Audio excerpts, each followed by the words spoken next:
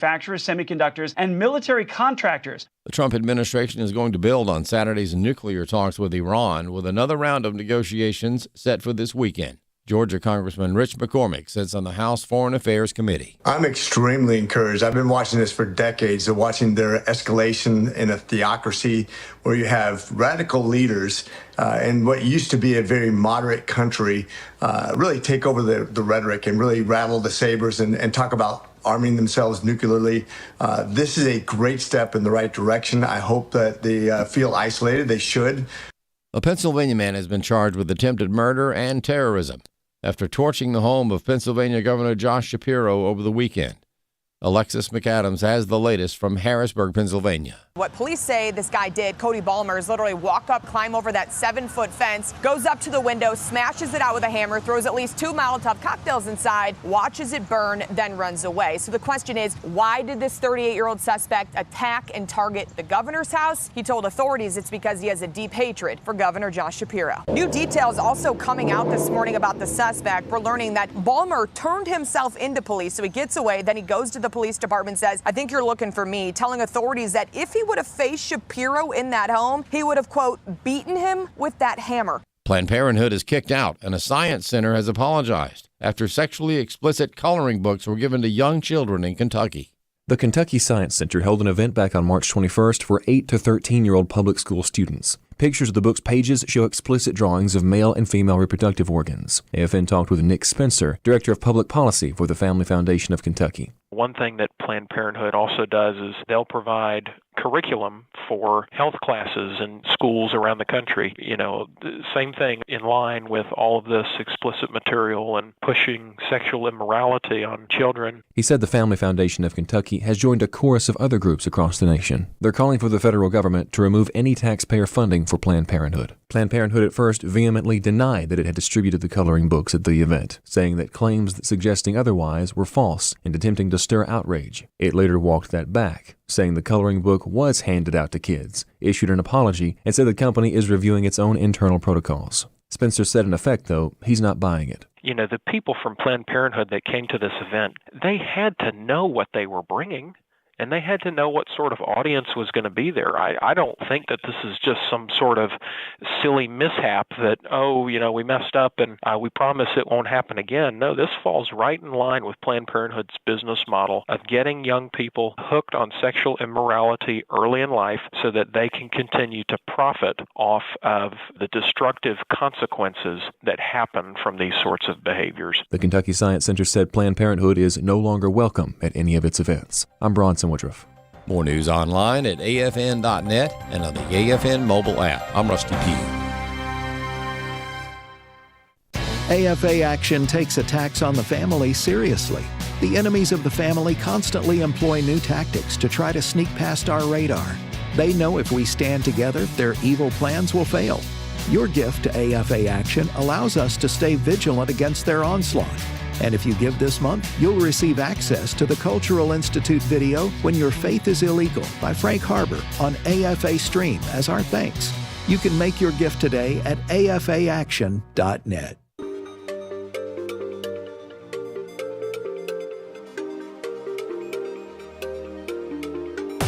We inform. Religious freedom is about people of faith being able to live out their faith, live out their convictions, no matter where they are. We equip. Sacred honor is the courage to speak truth, to live out your free speech. We also rejoice in our sufferings because we know that suffering produces perseverance, perseverance, character, and character, hope. This is At the Core on American Family Radio. Welcome to The Core here on American Family Radio. I'm Walker Wildmon. It's our new edition of the program. Glad to have you with us for this week here on American Family Radio. Thank you to everyone who donated to our share-a-thon last week. We had a great week, and it was great because thousands of you called in and donated to our share-a-thon, and so we appreciate you. Thank you very much for everyone who participated. And Lord willing, we'll stick around for another year to come here, American Family Radio, broadcasting around the country, all around the world through our AFR app. And it's only made possible because of you. So thank you to everyone who stepped up and donated. Thank you to everyone who stepped up and donated. And as a reminder, for those maybe new to the network, we are listener supported. So without you, we're not here.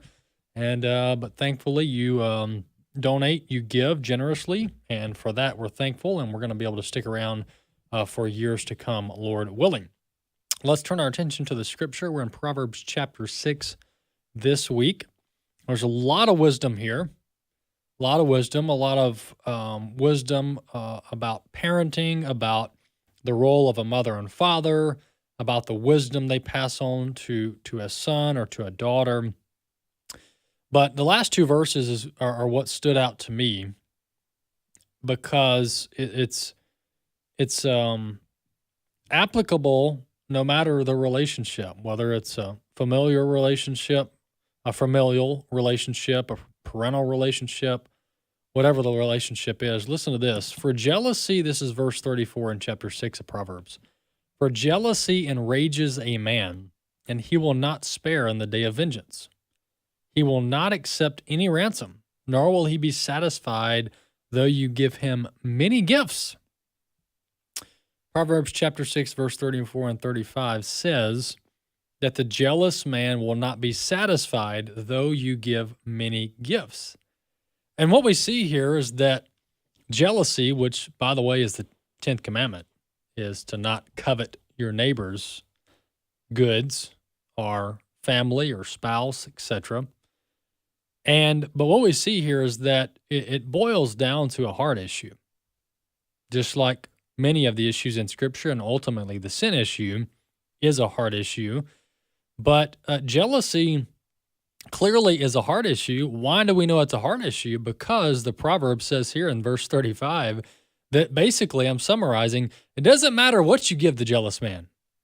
It doesn't matter what you give the jealous man, quote, he will not be satisfied, though you give him many gifts.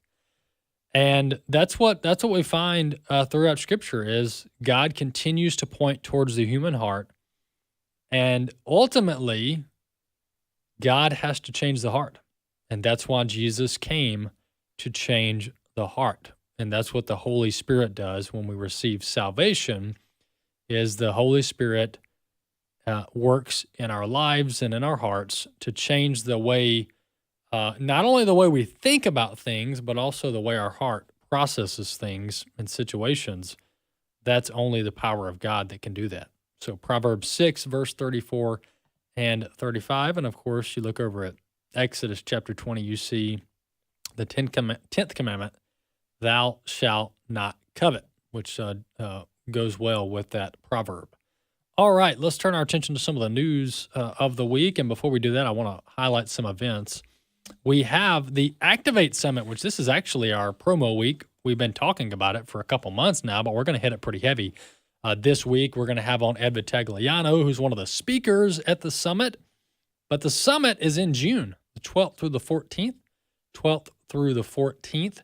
And we've only got a little while left before registration closes, probably a week or two thereabouts, before registration closes for the summit. The summit dates, once again, are 12th through the 14th of June. If you want to know more, just go over to afa.net/events, afa.net/events, and you can get not only the Activate Summit link, but also the AFA at the Arc link, which is coming up in October. We also have the Weekend with AFA link, which is in October as well. So we've got several events there over at the events page at afa.net/events, and you can check all of those events out, all of the dates, all of the pricing, all the speakers, everything over at afa.net/events. Well, I've got a couple clips here if we can get to some of them. This first one is a recap of the stunning border numbers since President Trump was sworn in January 20th of this year. The border numbers have just plummeted. The border crossings and the border apprehensions and the gotaways, all of the numbers have dropped 90+% to where the Trump administration has full operational control of the border. And the deportations are happening The repatriations technically are happening where they're arrested at the border for illegal crossing, and then they're repatriated within hours, if not within a couple of days. Let's listen to this Fox report on the stunning border numbers under the Trump administration. Our voter analysis team went out and found this. 75% of the people said that they have supported, that was the single most important factor in their vote. When you're at 75% in America, all right, 50-50 nation, that's Republicans and Democrats and independents alike. And you mentioned the border crosses. In March, 7,000. That's a stunner. And then you get to the headline from the LA Times, California-Mexico border once overwhelmed, now nearly empty. And that's where we are. And we say it a lot, once you fix a problem, people forget about it. But this is a big change. It's a stunner, Bill. It really is. And for all of the talk, remember, of President Biden saying, I've done all I can do, and the administration and the Biden administration saying you have to have congressional action and a piece of legislation to be able to change the numbers on the border. What we've seen just in a few weeks is the numbers have changed significantly by the actions, executive actions of the Trump administration. We were lied to. That's the only conclusion you can draw from that. We were lied to. Biden told us, and these are the wounds that we can't forget. These are the wounds that we can't forget. We were lied to. For 4 years, our country was accosted and invaded, and people died. And that's not an exaggeration. Talk to all the victim families of illegal immigrants that committed gruesome crimes against American citizens, including murder. Talk to the women and children that were trafficked. Illegal entry into this country, folks, is not a victimless crime, which is a common talking point of the radical left Marxists in our country that want to destroy it from the inside out. Oh, it's a victimless crime. No, it's not. The first victim is our country as a whole when you invade our nation, because you're striking at our sovereignty. But President Biden told us, I can't do anything about it. Got to have Congress get involved. Well, of course, Congress ain't going to do anything. And the one thing they wanted to do under Biden was terrible. The law, the bill that was proposed, where they had some Republicans sign on to it, including Senator Langford and others. Terrible bill. Terrible. They were going to basically give Biden a quota where he could basically reach a quota of a good, what's a good number of illegal immigrants per day? No. 0 is a good number. And so our border was invaded. Our country was invaded. That's why one of the reasons President Trump won. And President Biden lied to us straight up. Like there's some things that are said where it's like, is that a lie, or is he misspeaking, or does he just not know what he's talking about? But whoever told President Biden that he had no operational control over the border was straight up lying to him. And there actually should be an investigation, I think. I think we need to know who told the President of the United States that he had no operational control over the border. We got to get Congress involved. We're spending record numbers on Department of Homeland Security, and you can't control the border? Here's the number differential. By the way, the only thing that changed is who's in the White House, okay? Between these numbers. The only thing that changed is who's in the White House and who sets the policy for the executive branch. In El Paso, for the El Paso region, for the El Paso sector, there were 32 encounters. This article was on March 28th, so a couple weeks ago. On a single day, there were 32 encounters in El Paso, Texas, compared to 1,134 encounters the same day in 2024. This is in a 24-hour period. 97% reduction. In Tucson, Arizona, there were 59 apprehensions on this same day in March, compared to 1,222 on the same day last year under Biden, a 95% reduction. San Diego, 36 apprehensions on Thursday, this is back in March, compared to 908 on the same day in 2024, a 96% decrease. In total, there were 254 apprehensions across the entire southern border in March, on this day in March. This is a one-day, 24-hour period, compared to 4,229 on the same day under Biden, a 94% reduction. But Biden promised us, he told us, the American public, when it comes to the scandal at the border, we need Congress to get involved. We need Congress to get involved. And you want to know why they wanted Congress to get involved? I'll tell you two reasons. I'll tell you two reasons why they wanted Congress to get involved. Why Biden wanted to blame it on Congress. Number one is politics. Let's pass the buck over to Congress. Instead of taking care of something that is a core, critical, fundamental, basic function of the executive branch, which is to control those who flow into our country and those who flow out, he wanted to pass the buck to Congress because it was politically expedient, and he didn't want to do anything about it. So let's just blame Congress. Which blaming Congress is like 535 people. You're going to blame Congress. Who are you blaming in Congress? It's got 535 people, representatives between the Senate and the Congress. And we want to blame Congress? When you've got a multi-billion Department of Homeland Security budget and you have full operational authority, according to the Constitution, to control the entry of individuals into our country, and you want to blame it on Congress? When you stop the border wall, you stop the border wall. Biden sent a memo down to the Department of Homeland Security to stop building the border wall, even though the money was there. Oh, and it's Congress's fault. The media should have called him on that instantly. Instantaneously, he should have been called on that. The second reason is Washington loves spending our money. They're addicted to spending our money. And every time there's a problem, they think passing another spending bill is going to fix the problem. You want to know why? Because that's an easy way to get kickbacks. That's an easy way to get kickbacks. It's an easy way to engage in insider trading. You want to know why? Because they know which all companies are going to get awarded all the money in the spending bills, and what do? They buy the stocks right before they pass the bill. This happens all the time. Anytime there's a crisis, even though it's a Biden-created crisis, oh, we need to pass the bill. We need more money. Y'all need more money so you can give it to your buddies so y'all can get kickbacks and get campaign donations. We know how this thing works. We've seen this circus so many times, it makes my head spin.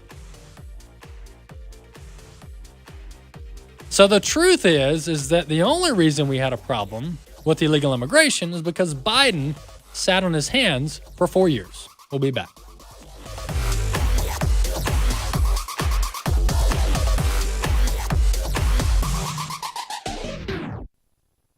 But evil men and seducers shall wax worse and worse, deceiving and being deceived. My name is Abraham Hamilton III, and this is the Hamilton Minute. One of the most tyrannical pieces of legislation in American history is being pushed in Colorado.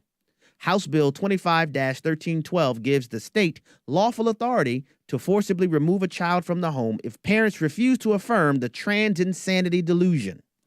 It categorizes parents who adhere to truth as abusers that require state intervention.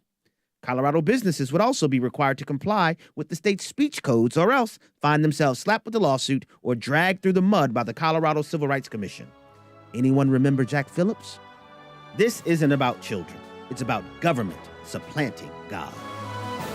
Listen each weekday from 5 to 6 p.m. Central for the Hamilton Corner with Abraham Hamilton III, public policy analyst for the American Family Association.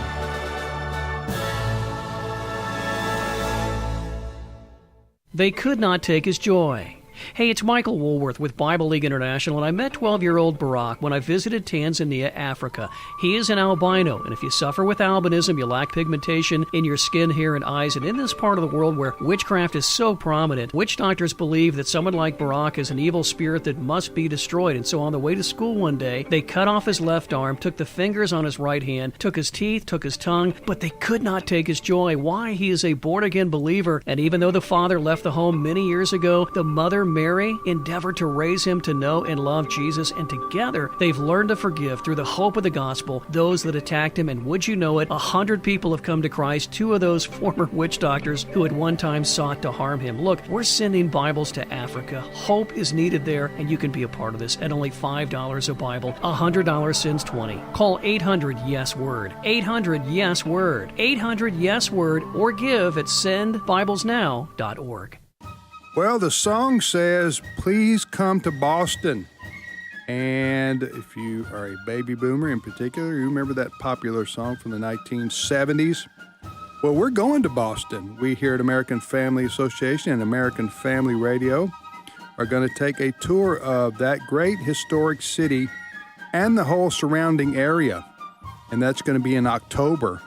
And we're about 3/4 of the way full with our tour there. And then, of course, we're going to Colonial Williamsburg, Jamestown, and Yorktown, as well as a tour of Washington, D.C. and George Washington's Mount Vernon. We're doing that in June and September. And so if you want information on any of our 2025 tours, go to wildmongroup.com, WILDMON group.com for all the information, and hopefully we'll see you in Boston.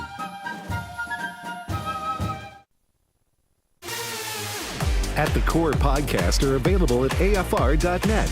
Now, back to At the Core on American Family Radio.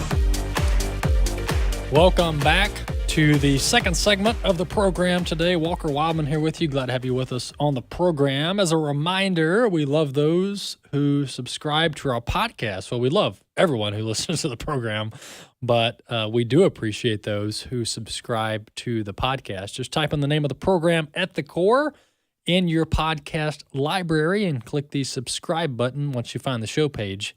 Then, when you do that, the show will be queued up in your library, in your inbox each and every day, and make it convenient and quick for you to listen to past episodes or go back and listen to maybe you missed part of an interview. All of that convenience is there by subscribing to the At the Core podcast wherever you listen to podcasts. Well, I want to jump to our next guest, Congressman Eric Burleson from Missouri, serving the 7th Congressional District since 2023. He's with us now. Congressman Burleson, welcome to the program. Great to be on. Well, Congressman, there's a lot we can talk about in Washington, especially with the Trump presidency, a lot of different directions we can go. But I wanted to start out talking a little bit of DOGE and a little bit of fiscal talk and spending. The DOGE is basically an office within the White House, within the executive branch, that is working with not only Congress, but with all the agencies at cutting wasteful spending and fraudulent spending across the entire executive branch. But tell us Congress's role here, because we get what's going on from the White House vantage point, but tell us what role the Congress and specific maybe some committees are doing to work with DOGE and make some of these spending cuts permanent. Yeah, well, part of what DOGE is doing is really uncovering this information and identifying where there is potential waste, and they are taking action, but none of this will be made permanent unless Congress takes action. And so we've got to work alongside DOGE.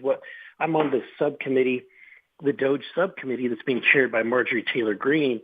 And when we met with Elon and his team, we kind of came to an arrangement where they will continue to work. Basically, they're doing a forensic audit. They will identify places to find, opportunities for waste, fraud, and abuse, and then they'll bring it to us. We will have hearings on it and expose it, and then suggest legislation to correct it, whether it's policy changes or or just zeroing out appropriations and asking the Appropriations Committee to do that. So they have been very successful.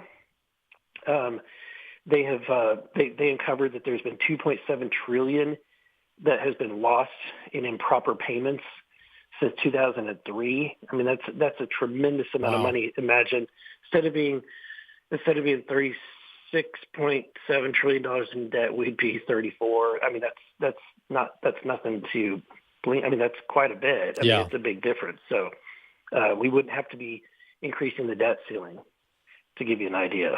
Yeah. So there's a lot of potential savings.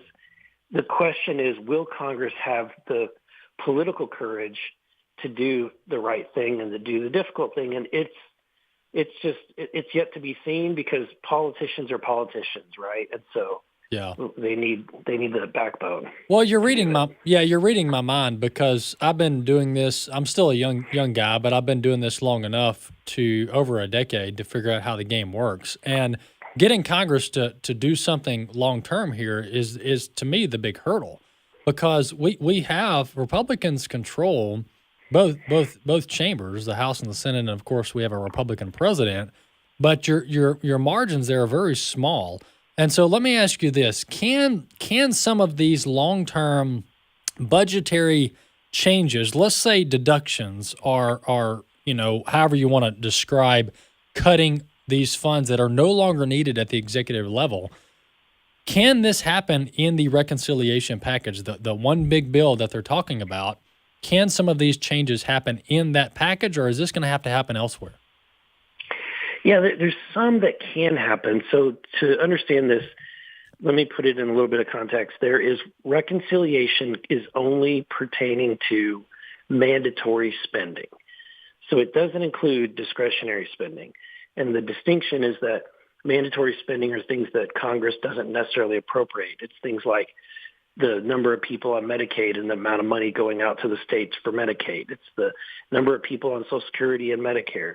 So we don't actually appropriate those, because we've got in policy that a policy that basically gives access to those funds regardless of whether we appropriate them, if that makes sense. Yeah, those bills get paid no matter what, because y'all said so. Right. And then you've got discretionary spending. So reconciliation, by definition, can only include mandatory spending other than Social Security. You can't touch Social Security and reconciliation. So that basically leaves Medicaid and Medicare.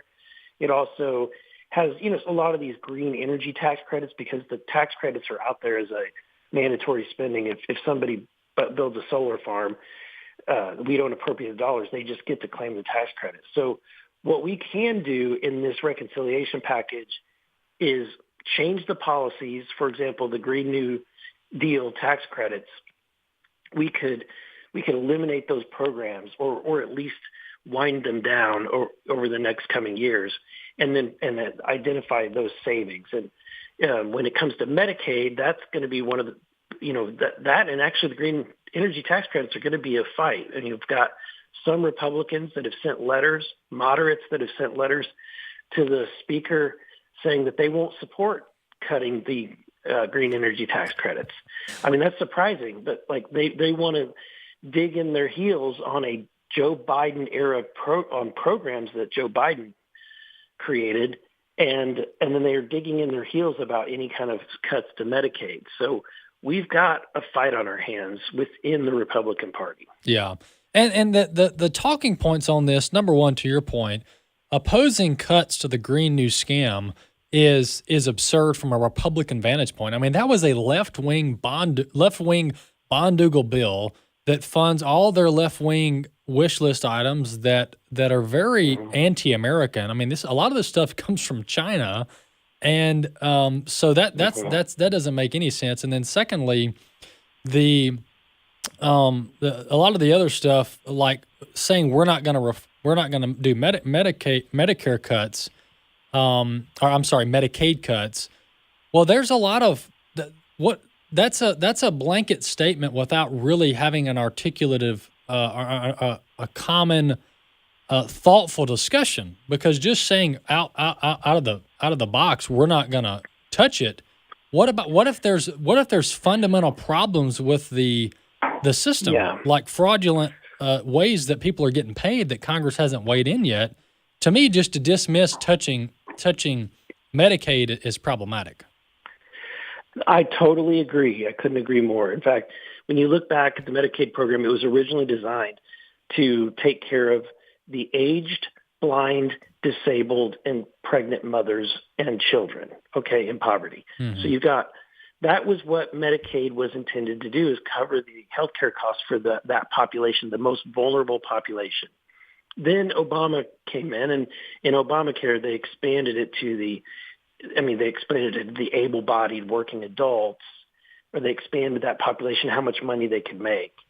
And as a result, we now have a lot more people that are working age, but are not working to their fullest extent so they can qualify for Medicaid. In addition, you have the Biden era when Joe Biden came in, especially during COVID. He used COVID as an excuse to issue a ton of executive orders that loosen the regulations on Medicaid so that people don't, for example, have to re-enroll. They don't have to, once they've qualified for Medicaid, they'll stay on it for life under Joe Biden's policies. And so we have got to correct that, because now in the Medicaid program, the able-bodied young adult population, people that should be working, people that we desperately need to enter the workplace because we are, not sadly, but we are correctly sending back home all these people that are here illegally that are doing a lot of this labor work. Yeah. We need the working age young population to get, out of their parents' basement and get to work and get off of Medicaid. So that is the largest now population on Medicaid. Just re-implementing the work requirements rules under Bill Clinton, which Biden has waived, just doing that alone will save a little over almost $150 billion.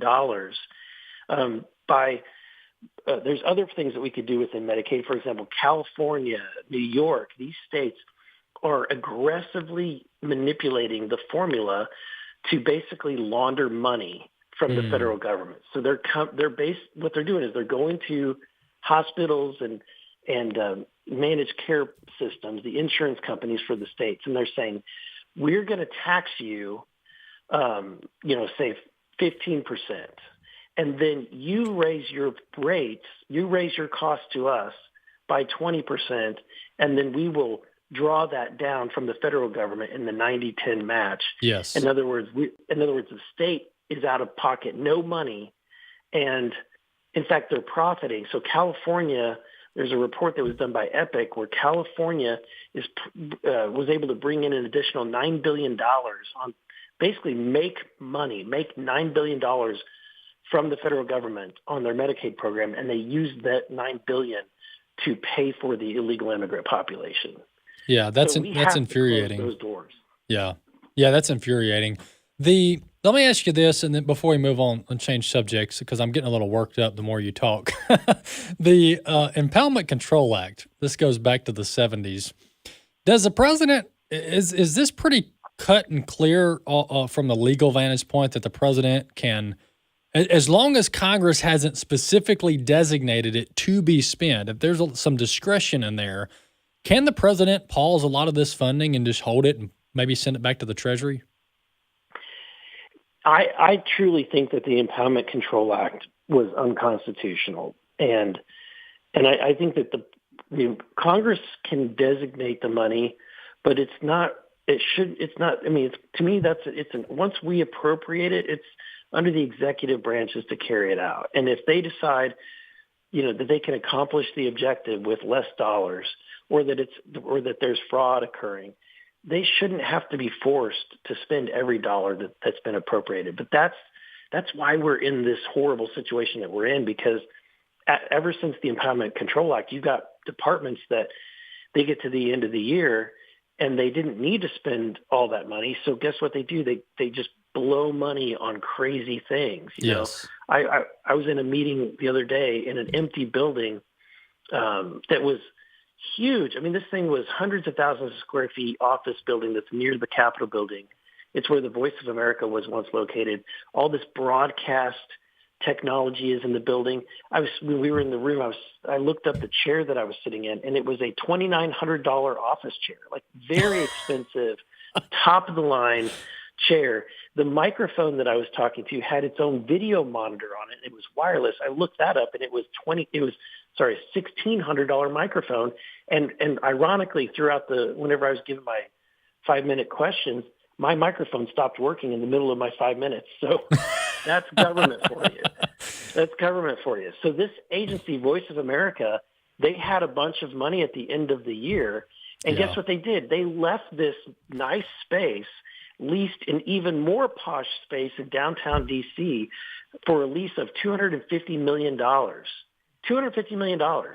And so we're paying for this empty building that the federal government owns, and we're giving them money to lease like a separate space because apparently that building wasn't good enough. This is the kind of crazy expenditures that happens when you let people spend other people's money without any kind of control whatsoever. Yeah. Yeah, I just want to encourage, once again, we've been talking to Congressman Eric Burleson from the state of Missouri, serving the 7th Congressional District. Congressman, we're behind you guys, especially over on the House side, some of the Freedom Caucus members and the other conservatives in the House. I mean, the American people, when you look at the surveys on this, the American people, even Democrats, overwhelmingly support the stuff you guys are talking about here. I mean, cutting wasteful spending, downsizing government. These are largely, when you're talking about the voters, these are largely bipartisan issues. Now, if you go talk to Nancy Pelosi or Chuck Schumer, they're going to say, oh, we need to keep it all. But if you go talk to actual voters on the ground that aren't political hacks, they're going to say, yeah, I mean, of course, we don't need to be funding this stuff when we're in debt up to our eyeballs. So I just want to challenge you guys to keep up the good fight. And we got this 2-year window. I mean, you guys know this. We've got this 2-year window. We don't know what's going to happen in the midterms. We don't know what's going to happen with the Senate. We can be optimistic, and that's fine, and we need to work hard. But we got 30 seconds left, but we got a 2-year window for you guys to really move the ball down the field. Is that right? Yeah, I think that we've got really one chance to save this country. Ray Dalio was on Meet the Press, and he's a trusted advisor. He knows the economics of this. We are facing a debt spiral as a nation. We're at the precipice. This is the last chance I think that we're going to have to actually turn this country around. Yeah, I agree 100%. That's why I want to challenge folks, not just Congress, but voters to stay engaged, folks. I mean, this is getting President Trump in the White House is just like the opening salvo here. This is not, we're far from over. When it comes to the fight to save this country. Hey, Congressman, thanks so much. Appreciate your time today. Thank you. God bless.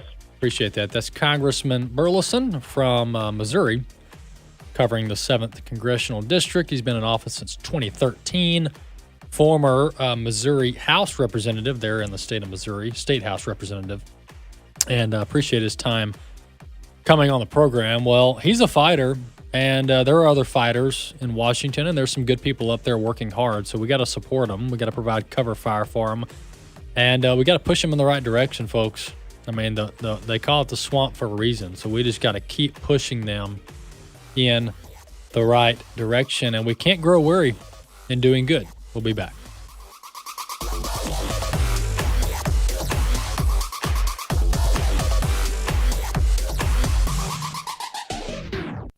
President Trump's most important job is going to be the trickiest. It's the area where the president can make the biggest progress, but it's also where he can be misled into catastrophic errors. I'm referring to his nomination of literally hundreds of federal judges, including nominations to the U.S. Supreme Court. The good news is that you can help AFA Action's constitutional experts research nominees and give advice to the president. But to do this analysis, AFA Action needs your help. So please visit afaaction.net to donate today. At Wesley Biblical Seminary, we believe God is raising up a movement across our nation and around the world who hold fast to the inerrancy of Scripture and the hope of holiness. We do this through bachelor's, master's, and doctoral degrees, certificate programs, and even training for lay people. So whatever your next step is in being equipped for ministry, we're here for you.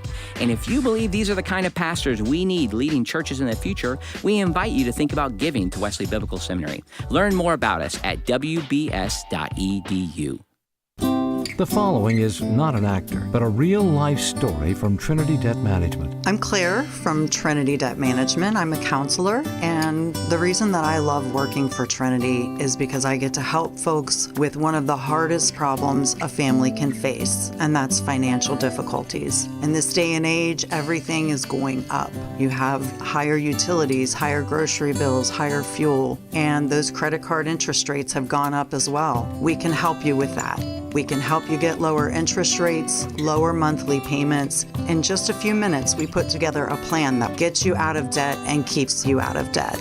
I love my job. It's a great program and a very smart way to find debt relief. If credit card debt has you down, call Trinity at 1-800-788-1813. I'm Claire, a Trinity counselor. Call me and become debt-free for keeps. 1-800-788-1813. For the unbeliever, the events of the last days are frightful, painful, and full of death and judgment. But for the believer, evidence of the last days guarantees Christ's soon return and his soon reign of Christ on earth for 1,000 years. Hello, I'm Sam Rohrer with another Stand in the Gap Minute. This week we've looked at some of the ways God has called us to respond to the signs of the last days. Scripture calls us to be prepared, to live with joy, to have an eternal perspective, and to share our faith with others. 1 Thessalonians 4:18 ends a section of Scripture discussing Christ any moment coming. How does it conclude? Well, Paul writes, "Therefore, encourage one another with these words."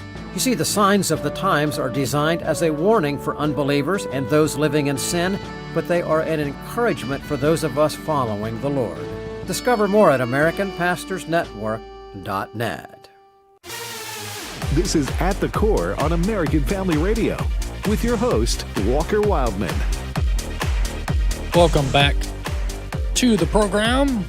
In the last segment, if you missed part of it, we were talking to Congressman Eric Burleson from the state of Missouri about what Congress is doing to work with the White House and DOJ to cut spending from a variety of programs. And he was unfortunately giving us a glimpse into even some of the Republican dissent on spending cuts. And it's absolutely infuriating. The Democrats, they all get on the same page when they're in charge. And the Republicans always are not on the same page when they're in charge. And so they're going to have to figure it out, because the direction our country's headed in is not a good one, and they're going to have to figure it out because the ball's in their court. I mean, they're the majority now, so there's no more blaming the Democrats. Republicans are in the majority, so they're going to have to figure that out. Let's move on to our next subject and our next guest. We have on with us now Tessa Cox. Tessa is a senior research associate over at the Charlotte Lozer Institute, and we've had various representatives on there from the Charlotte Lozer Institute before, so we're glad to have them back. Tessa, welcome back to the program. Thanks so much for having me on. Well, Tessa, I want to talk abortion funding for abortion providers. And I use that word because most people say Planned Parenthood, and that is the majority of the money. But when you're talking about the law and policy, you can't really target entity names.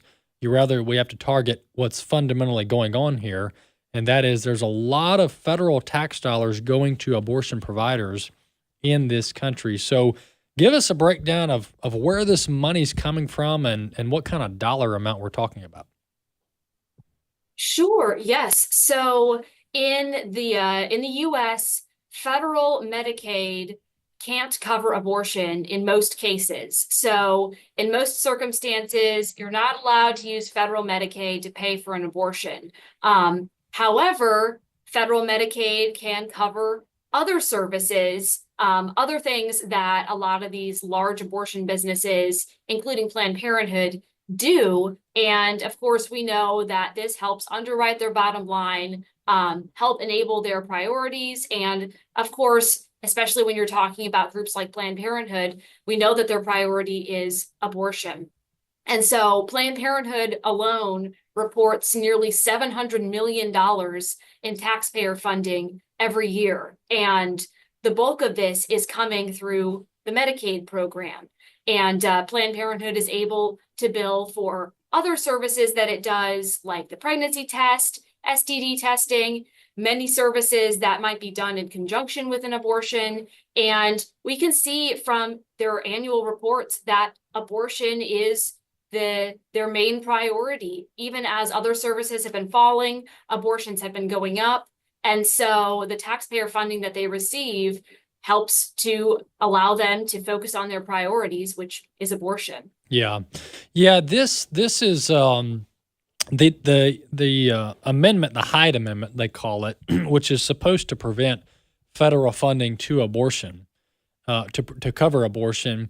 It's really been a weak kind of tool, if you will, a regulation that is basically the abortion providers have found every way from Sunday to work around it. And to your point, we're covering the light bill, we're covering every procedure and every medication and everything leading up to the abortion itself. We're paying for a lot of the post-abortion procedures or whatever's involved after the abortion. So they're basically billing the federal government for everything but the one code that is the abortion code in the system, if you will, if you know how insurance works and billing works. And it just seems so weak. I mean, when you look back on it, and I'm not saying, I better have the Hyde Amendment than nothing, but we got to do better than this. I mean, my rule would be if you do abortions at all, if abortions are offered at all under your entity, you're not getting federal money. Well, it's certainly, like you said, better to have the Hyde Amendment than not, because we know that the Hyde Amendment has saved lives, millions of lives, just because it's preventing taxpayer funding from going to abortion in many cases. But at the same time, the fact that Planned Parenthood is doing abortions, that these large abortion businesses are doing abortions, and that's not really even the only concern. We've just seen this pattern of substandard, shoddy care from Planned Parenthood, obviously leading to the deaths of unborn babies, but tragically harming and even leading to the deaths of their mothers as well. There was the recent case in Colorado where a young woman died after a botched abortion, 18 years old. There was the recent New York Times expose with former Planned Parenthood staffers coming forward and pointing to the shoddy care that was being offered at Planned Parenthood, botched abortions, sewage leaking into the recovery room, just these horrendous conditions, all while Planned Parenthood was using profits to promote advocacy, promote abortion, instead of putting it into its centers. Yeah. So really, there is this concerning standard that we've seen in abortion centers, including a lot of the ones that are run by Planned Parenthood. Yeah, this, when you look at Planned Parenthood as a whole, and this is looking at it objectively, not just from a partisan lens, they're basically a quasi-democrat government pro-abortion entity. I mean, they're hardcore left. They, to your point, a lot of this money that goes to Planned Parenthood ends up getting funneled back into political campaigns. All Democrats, for the most part, maybe a few Republicans if they commit to be pro-abortion in their policy making. But this is basically a Democrat machine, Democrat pro-abortion machine that is being funded, at least in part, subsidized by the federal government. And when you look at the amount of money that they get from private contributions, this is staggering. Just in the 2022-2023 numbers, which is some of the numbers you mentioned earlier about their funding, they got almost $1 billion in private contributions. So they're getting this is almost this is worse than the university setting where they say we're a government university, but yet we get endowments to the tune of billions. Planned Parenthood is doing the same thing, $1 billion in private contributions in the 2022-2023 report. This is crazy. I mean, to me, they need to pick. Are you a government are you a government entity or are you a private entity? And you really can't have it both ways. But unfortunately, Tessa, they've got it both ways right now. Well, you're absolutely right. The Planned Parenthood has been reporting record profits, record income, and that includes a huge stockpile of private donations. Certainly in the months after Dobbs, a lot of people were fired up and they gave a lot of money to Planned Parenthood. So it's a very wealthy organization. And a lot of the large abortion chains benefited from that. A lot of them brought in a lot of money. There were lots of donations that were happening. So these are not some small outfits. These are large, well-funded professional organizations. And just looking at that recent New York Times article, they're not putting that money into healthcare. To a large extent, and this is according to their own staff, they're putting it into advocacy and promoting abortion. And so a lot of that record income isn't being reflected in the actual standard of care that they're providing. Yeah, you guys over at Charlotte Lozer, once again, we're talking to Tessa Cox, one of their senior research associates at the Charlotte Lozer Institute. One of the reports you guys put out, and a lot of this is just looking at what Planned Parenthood is publishing publicly. But to your point, over the last, let's just say, decade or so, their patient count has actually dropped. But their number of abortions and their government revenue has continued to tick up in their financial reporting. So they're serving less people, making more money, and then to your point, funneling a lot of that money into Democrat campaigns. So this is just all around a bad situation. And I'm optimistic and hopeful that Congress will begin to chip away at this. I think it's a little too optimistic to expect them to just completely cut this off. But Tessa, don't you think it's completely reasonable to expect Congress to do something here? Even if it's looking at some of the discretionary funding, we've got to cut anything and everything we possibly can while we have Trump in the White House.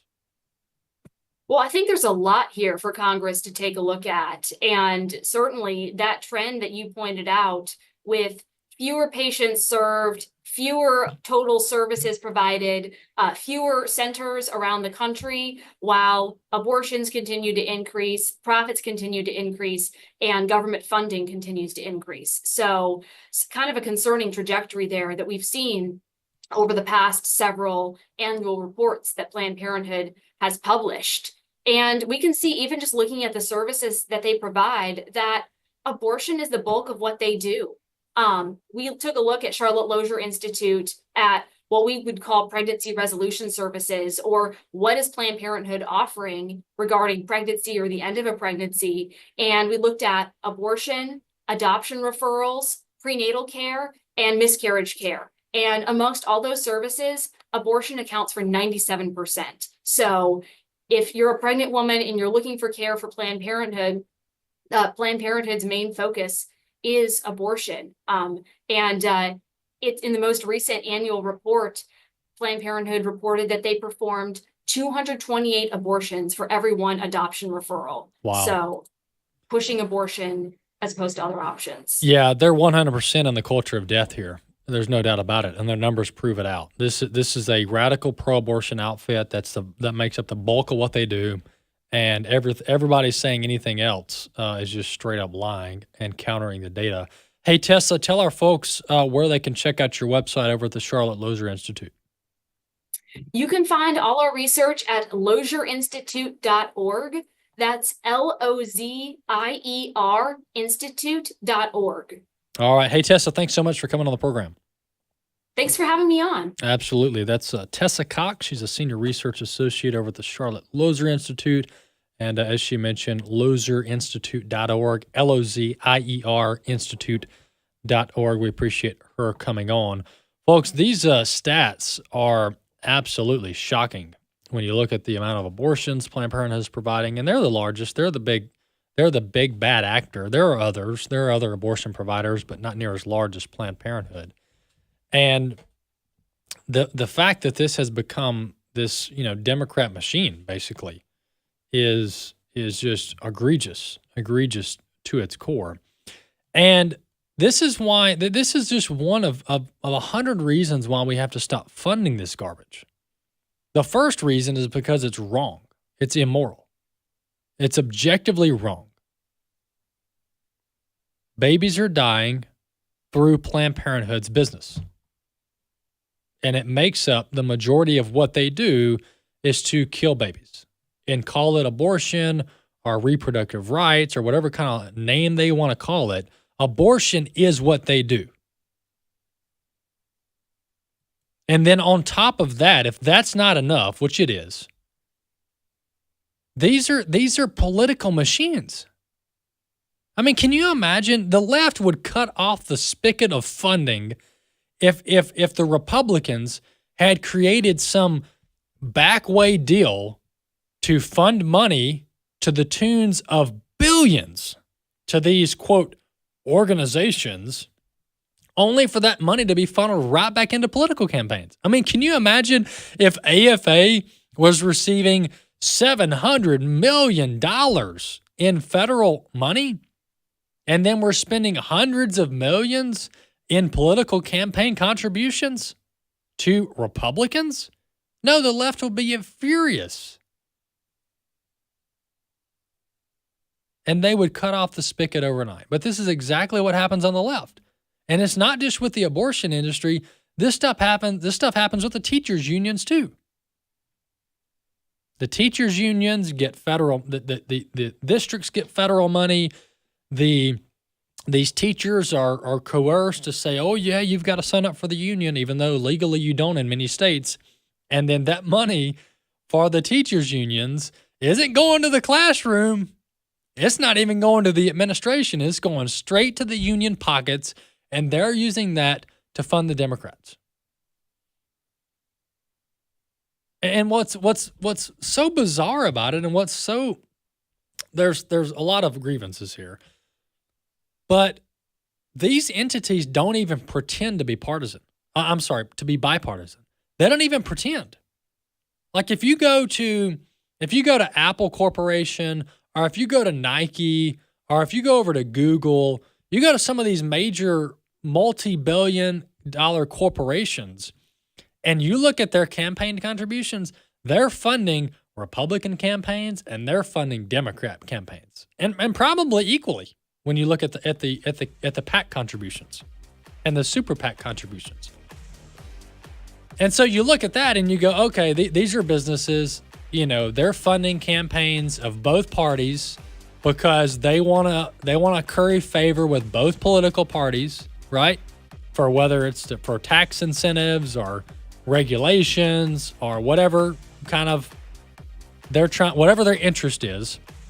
But you look at the teachers unions, you look at Planned Parenthood, and some of these mega Marxist left-wing Democrat machines, they're nearly 100% Democrat funding. They're funding all Democrats, hardly any conservatives or Republicans. And I think our tax dollars just shouldn't be tied up in this stuff. We'll see you next time.